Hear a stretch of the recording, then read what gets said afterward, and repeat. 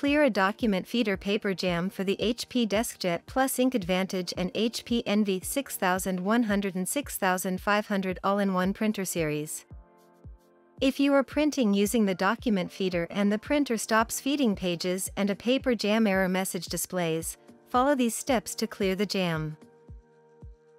Step 1. Remove jammed paper from the document feeder. Lift the document feeder cover. Using both hands, gently pull the jammed paper out of the rollers. Close the document feeder cover, pressing down firmly until it snaps into place. Step 2. Reset the printer. Press the power button to turn off the printer.